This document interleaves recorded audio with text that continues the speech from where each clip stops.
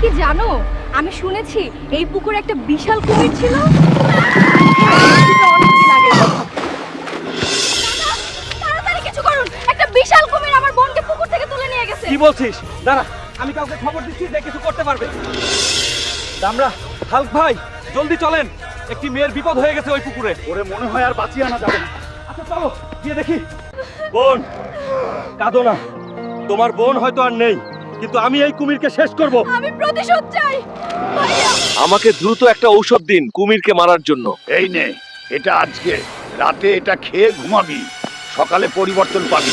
যাক, ওষুধটা খেয়ে নিয়েছি, এবার ঘুমাই। 1 hour later. আমার চুল সব শেষ, এক রাইতেই হয়ে গেলাম জনিদা। এই রকম ভিডিও সব সময় পেতে আমাদের চ্যানেলটি সাবস্ক্রাইব করে রাখুন। মেম, আমাদের টয়লেটের মধ্যে একটা বিশাল সাপ ঢুকেছে, খুব ভয় লাগছে। কি বলো? দাঁড়াও, আমি হাল করে খবর দিচ্ছি, ও কিছু করতে পারবে।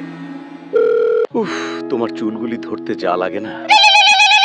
হ্যাঁ ম্যাডাম, আমি এখনই আসছি। রাখো এসব, এখন কাছে আসো। 1 hour later. তুমি এসেছো, জলদি যাও। দেখো, মেয়েদের টয়লেটের পাইপের ভিতরে নাকি সাপটা ঢুকে আছে। আচ্ছা আপা, দেখছি আমি। ছি ছি, বাইগান। এগুলি তো শশার বেলুন। এবার বুঝেছি এটা কি সাপ। দেখেন আপা, পাইপের ভিতরে শশা পেয়েছি, সাপ নেই। ছি ছি, মেয়েরা এসব কি? মেম, আমরা লজ্জায় শশাকে সাপ বলেছি। কেউ পুকুরে নাইবেন না। হায় হায় রে, আমগো গ্রামে ডাইনি আইছে, সবাই পালান।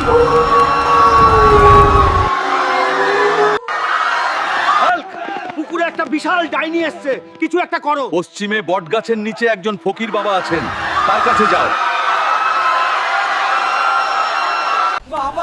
আমি সব জানি। যদি সেই ভূত পেতনি তাড়াতে চাও, তাহলে এখনই সেখানে 7টা গরু রেখে চলে যাও, তাতেই যথেষ্ট হবে। ফকির বাবার কথা মতো এখানে 7টা গরু রেখে গেলাম, তাও তুই চলে যা। 1 hour later. মূর্তিটা বানায়া ভালোই লাভ হইল রে। যাই, এবার গরুগুলি নিয়ে পলাই। ভাই, আমার গরুগুলি নেবেন, 7টা গরু মাত্র 2 লাখ টাকা। হায় হায়, এই গরু তো আমি মূর্তিতে দিছিলাম। সারাটা দিন ফোন টিপবো, চুলায় রান্না বসাইছি, খেয়াল রাখেন। আমি গেলাম জঙ্গলে লাকড়ি আনতে। যাও, তো দেখ মনে। কি গো বৌমা, কই যাচ্ছ কুড়াল নিয়ে? এই তো কাকা, জঙ্গলে যাইতেছি কয়টা লাকড়ি আনতে। ও, সাবধানে যাও তাইলে। সুন্দরী একটা মাল পাইছি, জঙ্গলে যাইতাছে, হাতে কুড়াল নিয়ে। জলদি যা তোরা জঙ্গলে। মামুনি, কি করছো? দূরে তোমার জামাই দাঁড়িয়ে আছে, তোমাকে নিয়ে যেতে বলছে, চলো। সত্যি? ঠিক আছে, চলেন। জানেন ভাই, আমার স্বামী সারাদিন মোবাইল টিপে একটুও কাজ করতে চায় না। যাক, আজকে মনে হয় বউয়ের কষ্ট বুঝেছে। ওই যে দেখেন, কুড়ে ঘর, ওখানেই আপনার জামাই বসে আছে। কাম শেষ, এবার আমি যাই। কি হয়েছে মা তোমার? গোলামের বাচ্চা, তুই শুয়ে আসস, এদিকে তোর বউরে জঙ্গলে একটা পোলা ইজ্জত নষ্ট করে দিছে। জলদি যা। রেনুকা, আমার কি হয়ে গেল? তুমি আমাকে ছেড়ে যেও না।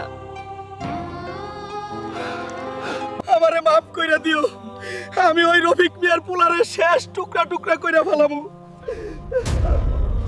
এই রফিকা, তোর পোলা কই? ওরে নিয়ে আয়। ইস, আইছে নবাব, যা, এইখান থেকে তোরে কিছু কমু না। আচ্ছা দেখতাছি।